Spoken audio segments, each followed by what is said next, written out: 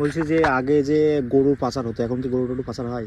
হ্যাঁ হয়, কম হয়, কিন্তু আগে প্রচুর হতো। আগে প্রচুর গরু প্রচুর হতো, পাচার হতো। এইসব দিয়ে হতো, মানে এইসব জায়গা দিয়ে গরু পাচার হ্যাঁ, হতো। সব পয়সা খাইয়ে হয়ে যেত। আচ্ছা। মানে এই যে যে স্মাগলিং আর গুলো বা যে এখন যে তোমার যে আছে না, হুম। এ কোনো কথা শুনবে না, যে সাহেব রয়েছে এখানে, এখানে তো অনেক ফোর্স আছে না। আমাদের এখানে আগে প্রায় 4,000 ফোর্স থাকতো এই ক্যাম্পটা। আমরা তো এমনি যেতে পারতাম, হ্যাঁ, এমনি তো আপনারা যেতেই পারতেন পাশে। হ্যাঁ, এমনি তো বাংলাদেশ কত আমরা গেছি। হ্যাঁ, আগে হ্যাঁ, আগে এখনো যাওয়া যায়, সে চূড়াই পথে একটু যেতে আচ্ছা, হবে, আচ্ছা। না হলে আপনার দালাল ধরে যেতে হবে এরকম। বাংলাদেশের মানুষ কি চোরাপথে আসে এদিকে? হ্যাঁ, প্রচুর আসে। আমার কাকার বাড়িতে হাজার হাজার লোক আসতো, আমার ছোট কাকার বাড়িতে। এখনো কি আসে? এখন আর আসে না। আমার কাকা হয়তো আগে এখন তো কম হয়েছে, মানে আগে আগে তো নেই। ব্ল্যাক করতো, তো ওই 2 নম্বরে ব্ল্যাক, মানে ওখানকার মাল ভারতে আসতো আর ভারতের মাল বাংলাদেশ যেত। আমার বাবাও করতো ঢাকা, রাজশাহী, মানে খিদিলপুর থেকে বাংলাদেশ যেত, বাংলাদেশ থেকে এখানে আসতো ভারতে, এখানেই বাড়ি ছিল। হ্যালো, হাই, আর নমস্কার। কেমন আছেন সবাই? আশা করি আপনারা অনেক অনেক ভালো আছেন। দা হিমু ভাই ইউটিউব চ্যানেলে আপনাদের সকলকে স্বাগত জানাই। ইতিমধ্যে আমি দাঁড়িয়ে আছি ভারত বাংলাদেশের শেষ সীমান্ত বলা চলে, আর শেষ সীমান্তেই আর কি। পেছনে দেখতে পাচ্ছ পদ্মা নদী। পদ্মা নদীর পাশে কিন্তু আমি দাঁড়িয়ে রয়েছি, আর কিছু চাঞ্চল্যকর তথ্যের জন্য কিন্তু আমি এসছিলাম আর কি। আর সেই সমস্ত তথ্য তোমাদের সামনে তুলে ধরার চেষ্টা করব। আদেও কি এই নদীর ওই পাশ দিয়ে কি গরু পাচার হয় কিনা, কোনো স্মাগলিং হয় কিনা, এর সঙ্গে কারা যুক্ত, সমস্ত তথ্য তুলে ধরার কিন্তু চেষ্টা করব। তোমরা কন্টিনিউ ভিডিওটা দেখতে থাকো। আর দেশের জন্য যদি আমার প্রাণও চলে যায় তাও কিন্তু দিতে রাজি। সমস্ত চাঞ্চল্যকর তথ্য তোমাদের মাঝে আর কি তুলে ধরার চেষ্টা করব। তোমরা কন্টিনিউ ভিডিওটা ওয়াচ করো, আশা করি ভিডিওটা অনেক অনেক ভালো লাগবে আর কি। আর প্রচুর চাঞ্চল্যকর ভিডিও কিন্তু আজকে হতে চলেছে। আর ভিডিওটা পারলে তোমরা কিন্তু সবাই শেয়ার করে দাও। আর এখনও যারা আমার চ্যানেলটা সাবস্ক্রাইব করো তাদেরকে বলো আমার চ্যানেলটা সাবস্ক্রাইব করো, লাইক করো, কমেন্ট করো এবং দেখতে থাকো আমি কোথায় যাই আর কি করি। আমাদের জাতীয় নদী যেমন হচ্ছে গঙ্গা, তেমনই কিন্তু বাংলাদেশের জাতীয় নদী হচ্ছে পদ্মা নদী। এই হচ্ছে পদ্মা নদী। অবশেষে আসলাম সেই লালগোলার সেই পদ্মা নদী, পদ্মা তীরে আর কি। আর পদ্মা নদীর পরিবেশটা দেখো, অনেকটা কিন্তু সুন্দর। আর ওপারটাই কিন্তু বাংলাদেশ, অসাধারণ কিন্তু লাগছে। আর কিন্তু চর পড়ে গিয়েছে। আর এই যে এখানে কাকা আর একটা ছোট ভাই, দুজনে হচ্ছে মাছ ধরার জন্য এসছে। এই হচ্ছে পদ্মা নদী। বলছি কাকা, তোমাদের কি এই গ্রামে বাড়ি? এই গ্রামই বাড়ি, মানে লালগোলাতেই? লালগোলা কোথায়? এখন আপনার বাখরপুর মিলনগড়। আর এইটা বাড়ি ছিল, এই যে বট গাছটা দেখছো, হ্যাঁ হ্যাঁ, এই গাছটা এখানে বাড়ি ছিল আগে। এটা আচ্ছা এটা আমাদের, আচ্ছা। এই আম গাছটার কাছে। আর এখান থেকে ওখানে গেছি। এই ভাই, ছোট ভাই আপনার কি হয়? এটা আমার ছেলের ঘরের নাতি। ছেলের ঘরের নাতি? নাতিকে নিয়ে এসছেন মাছ ধরতে? মাছ ধরতে। বলছি মাছ ধরতে কি প্রত্যেক দিনই আসা হয়? হ্যাঁ, প্রায় আসা হয়। আর মোটামুটি এখানে আপনারা কি মানে নৌকা নিয়েও মাঝে যান নাকি এমনি? না, এই ছিপ দিয়ে মাছ ধরি আমরা। আর যারা নৌকা নিয়ে মাঝে যায় তাদেরকে আলাদা পারমিশন নিতে হয় বিএসএফ ক্যাম্প থেকে? হ্যাঁ, ওই যে সব ভারতের পতাকা রয়েছে, হ্যাঁ। আগে ওখানে দেখা করে তারপরে বেরকার আসতে হয়। না, আমরা যদি চাই একটু নৌকাতে উঠতে পারবো না? পারমিশন দেবে না? পারমিশন দেবেন না। পারমিশন দেবে না। না, আর বলছি ও পাশে যেটা দেখা যাচ্ছে ওটাই বাংলাদেশ কি? ওই ওটাই পাশে বাংলাদেশ। বলছি আমরা তো দেখতে পাচ্ছি ভারতের যেমন নৌকা ইন্ডিয়ান ফ্ল্যাগ নিয়ে পদ্মা নদীতে রয়েছে, কিন্তু বাংলাদেশের কোনো মানে নৌকা তো দেখতে পাচ্ছি না নদীতে। বাংলাদেশের ওই ওই দিকটাই পাবেন বাংলাদেশের নৌকা। এর ভাগ আছে এর মধ্যে, তবে তার কাটা রয়েছে ওখানটায়। আর ওই যে ওইটা দেখছেন না, ওইটা গোদাগাড়ি। ওখান থেকে ট্রেন, বাস ওখান থেকে পাওয়া যায়, ওখান থেকে হয়ে এবার পুরো যাওয়া যায়। আচ্ছা, বলছি ও পাশের নাম কি বাংলাদেশ সাইডে? ওই রাজশাহী, ঢাকা, মানে এই যেটা এখন আমরা রয়েছে এই পদ্মার ওপাশের নাম কি? এইটা হ্যাঁ, এটা রাবণপাড়া। রাবণপাড়া কোন জেলার মধ্যে ওটা? এটা রাবণপাড়া ভারতের মধ্যে। ভারতের মধ্যে, আচ্ছা। আর বাংলাদেশের সাইডে কি রয়েছে? নবাবগঞ্জ, নবাবগঞ্জ। নবাবগঞ্জ, ঢাকা, রাজশাহী, চট্টগ্রাম, গোদাগাড়ি, রংপুর, এগুলো বাংলাদেশ সাইডে। সিলেট, এগুলো সব। আপনার কি বাংলাদেশে কোনো আত্মীয় স্বজন রয়েছে? হ্যাঁ, আমার কাকা রয়েছে, খুলনায় থাকে। আচ্ছা, কি নাম? আলতাফ। আলতাফ। আপনার নাম? আলতাফ শেখ। আমার নাম সিরাজুল শেখ। সিরাজুল শেখ, তাই তো? হ্যাঁ। এবার আপনার কি মানে যাতায়াত আছে, মানে আত্মীয় স্বজনের বাড়ি যাতায়াত রয়েছে? ওরা আছে, আমরা যাই না ভয়ে। আমাদের বাড়ি আছে, দে বলে ভাই চল। আমার বাবা যখন বেঁচে ছিল তখন বলতো যে না, যেতে হবে না। ভয় বলতে কেমন ভয়? কিসের জন্য? ভয় বলতে ওরা এখান থেকে নিয়ে যায়, নিয়ে যে ধরো যে কোনো কারণে, এবার দেখা গেল ওখানে তো আমার কাগজপত্র নাই, আমাকে ধরে নিল, দেখলে বুঝবে এটা ভারতের লোক। না কখনো ভাবেননি যে এমনি পাসপোর্ট করে কখনো যাবেন, ভাবেননি? আমরা তো এমনি যেতে পারতাম, হ্যাঁ, এমনি তো আপনারা যেতেই পারতেন পাশে। এমনি তো বাংলাদেশ কত আমরা গেছি আগে। আগে, এখনো যাওয়া যায়, সে চোরাই পথে একটু যেতে হবে, না হলে আপনার দালাল ধরে যেতে হবে এরকম। বাংলাদেশের মানুষ কি চোরাপথে আসে এদিকে? হ্যাঁ, প্রচুর আসে। আমার কাকার বাড়িতে হাজার হাজার লোক আসতো, আমার ছোট কাকার বাড়িতে। এখনো কি আসে? এখন আর আসে না। আমার কাকা এখন তো কম হয়েছে, মানে আগে ব্ল্যাক করতো, তো ওই 2 নম্বরে ব্ল্যাক, মানে ওখানকার মাল ভারতে আসতো আর ভারতের মাল বাংলাদেশ যেত। আমার বাবাও করতো ঢাকা, রাজশাহী, মানে খিদিলপুর থেকে বাংলাদেশ যেত, বাংলাদেশ থেকে এখানে আসতো ভারতে, এখানেই বাড়ি ছিল। কিন্তু বাবা বেশি থাকতো এতে, ওই খিদিলপুর, ওখানে নদী- বর্ডার। নদী পার হয়ে কি যাওয়া যাবে? এমনি ধরো সাঁতরে, ধরো এমন কেউ আগে কি মানুষজন কি যেত যে সাঁতরে ওপারে চলে যেত? আমরা সাঁতার দিয়ে চলে যেতে পারি এগুলো সব। আচ্ছা আচ্ছা। এটা তো অল্প, হ্যাঁ, এই এই ধরো এর থেকে আর একটু বেশি, এগুলো আমরা সব 12-13 জন সাঁতার দিয়ে যেতাম, তো ওদিক থেকে মাছ ধরে আসতাম। আচ্ছা। আর এটা তখন ছোট হয়ে গেছে, এটা কোনো, আর ওই দিকটা দেখছো, হ্যাঁ, ওই দিকটা হেঁটে হেঁটে পার হয়ে যায়। এখানে নদীর জলের গভীরতা কেমন? অনেক অনেক গভীরতা।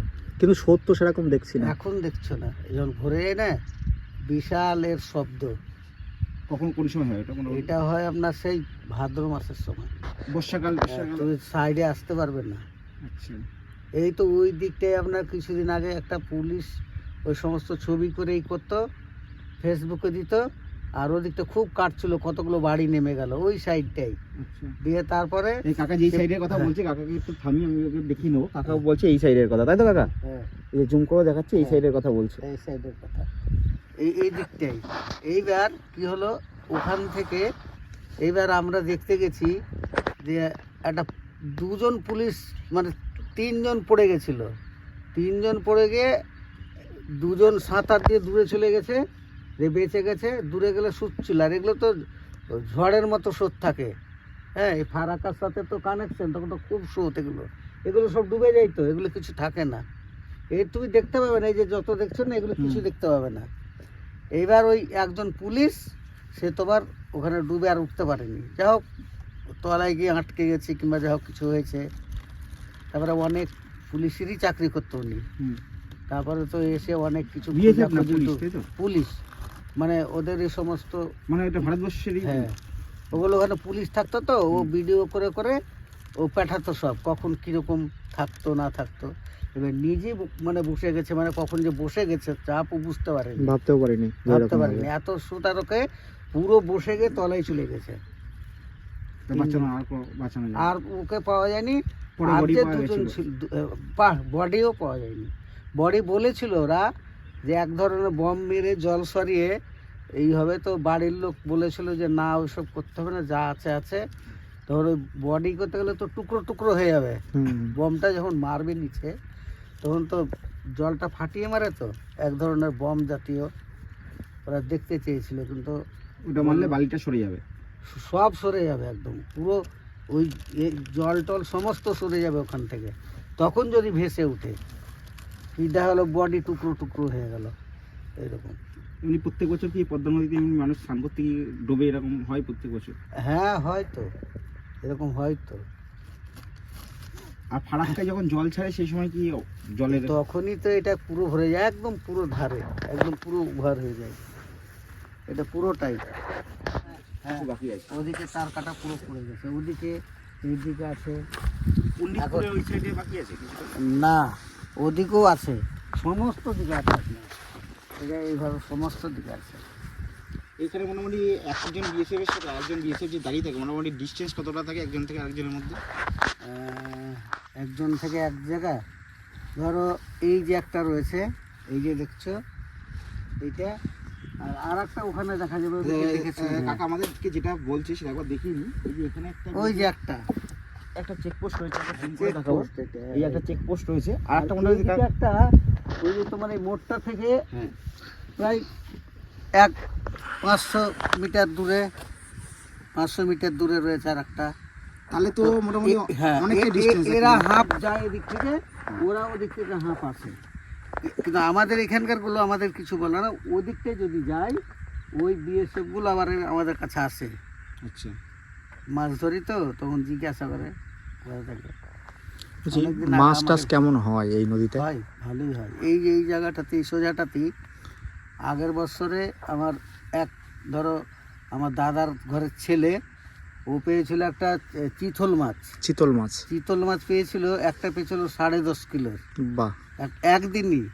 এই পাশাপাশি ধরছি, ধরুন একজন 10.5 কিলোটা মারলো, একটা ছিঁড়ে চলে গেল, তারপর আবার একটা 6.5 কিলো, আবার একটা 7 কিলো, এরকম।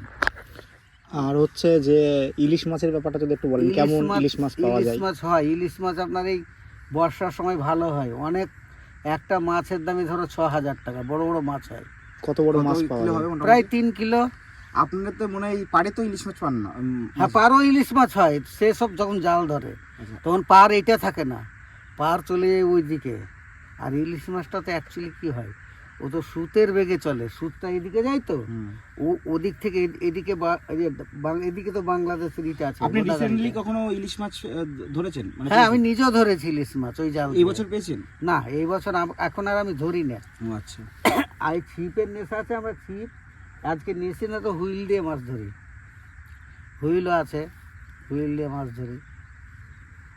আজকে ছিপটা নিয়েছি, ছিপগুলো এখানেই থাক আমাদের।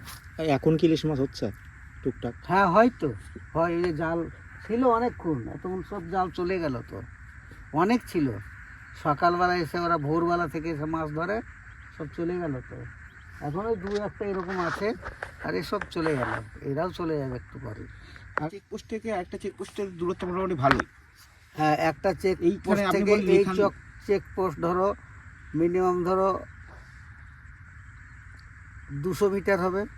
200 মিটার মানে তো তাহলে কম, কিন্তু আপনি বলুন এইখানে আছে আর একটা ওখান দিয়ে আবার 500 মিটার দূরে। না, সেইটা এই যে দেখছো না, হ্যাঁ হ্যাঁ ওদের এইটার থেকে এইটা দুরন্ত, হ্যাঁ। কিন্তু ওইগুলো আছে একদম কাছাকাছি, আচ্ছা, ওইগুলো কাছাকাছি 200 মিটার ধরো দূরে আছে। তাহলে যখন এইটাই কাছে, কারণ এইটাই যেহেতু বিএসএফ এখানে পোস্ট থাকে, তো এইখান থেকে কোনো জিনিস পাস হইতে পারবে না। আচ্ছা, তাহলে 5টা ওগুলো দিয়ে পাস হয়ে যেতে পারে, কিন্তু এই যে এইখান থেকে দেখছো না, এরা যখন আমি একবার দেখাই। হ্যাঁ, এই যে পিঁপড়ে যায়, দেখতে পাবে যে পিঁপড়ে যাচ্ছে, কম্পিউটার সিস্টেম তো সব, কিচ্ছু পাস হতে পারবে না। এই পাঁচটা হয় কোথা দিয়ে?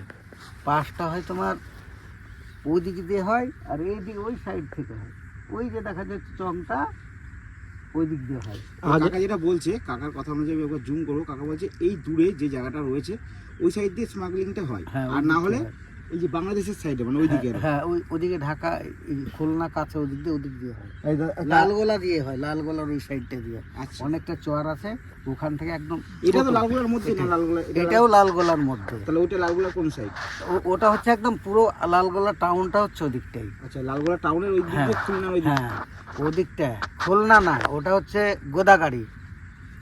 বলছি যে আগে যে গরু পাচার হতো, এখন কি গরু টরু পাচার হয়? হ্যাঁ, হয়, কম হয়, কিন্তু আগে প্রচুর হতো, আগে প্রচুর গরু প্রচুর হতো, পাচার এই সব হতো। দিয়ে হতো, মানে এইসব জায়গা দিয়ে গরু পাচার হ্যাঁ, হতো? সব পয়সা খাইয়ে হয়ে যেত। আচ্ছা। মানে এই যে যে স্মাগলিং আর গুলো বা যে এখন যে তোমার যে আছে না, হুম। এ কোনো কথা শুনবে না, যে সাহেব রয়েছে এখানে তো অনেক ফোর্স আছে না। আমাদের এখানে আগে প্রায় 4,000 ফোর্স থাকতো এই ক্যাম্পটা। এই ক্যাম্পটা আমরা ছোটোবেলা থেকে দেখে আসছি, আমাদের আরও বাড়ি ছিল। এই যে চরগুলো দেখছো না, এই চরটার শেষ মাথায় আরও বাড়ি ছিল বলছি, আমাদের। গরুগুলো কিভাবে পাচার করা হতো? নৌকো করে, সব বড় বড় নৌকো আছে, আমার কাকার ছেলেরা নৌকোগুলো আছে, ওদিক থেকে বড় বড় নৌকো আছে। শুধু কি বোট গরু? বোট আচ্ছা। আমরা অনেক সময় এই ভিডিওতে দেখেছি যে তার কাটার উপর দিয়ে গরু তোলা হচ্ছে, এইভাবে কি? তারপরে তার কাটা হ্যাঁ, যেত তো এরকম যেত, তার কাটা কেটে দিত। এবার কথা হচ্ছে অত বড় বড় গরু যখন পাচার হচ্ছে, সেই ক্ষেত্রে তো আশেপাশে বিএসএফ রয়েছে, তাদেরও তো চোখে পড়ার কথা, তাদের চোখে পড়ে পয়সা, সব পয়সা দিত। পয়সা খেয়ে। লাইন দিত কীরকম ডিউটি দিত। আমরা যখন সব এদের মতো ছিলাম, আমাদের ওই 5 ব্যাটারি টস ছিল, আর বাংলাদেশ থেকে ওই যে ওরকম চর থেকে টস মারতো, আর এখান থেকে টস মারতো, লাইন দিয়ে দেখতো, যদি লাইন খারাপ থাকতো এই টর্চটা এরকম করতো, লাইন খারাপ আছে, মানে ও পাশের লোক। হ্যাঁ এরকম করতো। হ্যাঁ। আর না তো লাইন ভালো যদি এই পারে থাকলে, এই পারে খারাপ থাকলে ওই এরকম করবে, ওই পারেও থাকলে এরকম থাকবে। আর এখানে কি করতো, মানে এরকম খালি জ্বালতো নেমতো, জ্বালতো নেমতো, মানে সিঙ্গেল সিগন্যাল মানে- সিগন্যাল হ্যাঁ, ঠিক সিগন্যাল আছে। লাইন ক্লিয়ার আর কি, হ্যাঁ, আর লাইন তোমরা clear পাঠাতে পারো আছে, আর কি। হ্যাঁ, তোমরা পাঠাও। ও এখান থেকে দিচ্ছে, বা ও ওখান থেকে দিচ্ছে, ওদিক থেকেও আছে। এদিকে ফোর্স সেটে দিত, মানে টাকা পয়সা দিয়ে। আচ্ছা, গরুর সঙ্গে সঙ্গে আর কি কি পাচার হতো? গরুর সঙ্গে আরো অনেক কিছু হতো, কিন্তু গরুর জায়গায় গরু হতো। আচ্ছা, হ্যাঁ, আর বাদ বাকি সব অন্য কিছু। সোনা, হ্যাঁ, সোনা হতো, তারপরে তোমার ফেন্সিডিলের ব্যাপারটা, দারচিনি, ফেন্সিডিলের লং, ব্যাপার, লবঙ্গ, কাশির সিরাপ, কাশির সিরাপ, হ্যাঁ ফেন্সিডিল। হ্যাঁ, ফেন্সিডিল কি? ওটাও হতো, ওটা একসময় খুব হতো। আর এখন হয়? হ্যাঁ, চোরাই পথে কেন হবে না? খবরে দেখেছেন কিনা জানি না, কিছুদিন আগে মাছ দিয়ে ধরা পড়েছে, মাছ দিয়ে সাইডে যে বড়। হ্যাঁ, এখনো হয়, এটা তো অনেক বড়।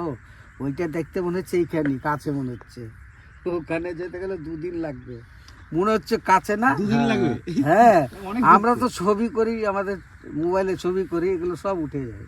হ্যাঁ। এগুলো আচ্ছা, পুরো আচ্ছা। ই করে তোলা হয়, জিম করে, এগুলো সব আচ্ছা, সব উঠে, আমরা তো আমাদের মোবাইলে তো আছে সব ছবি সব। এক মিনিট। এই যে দেখছো ছবিগুলো না, ওগুলো উঠে যায়।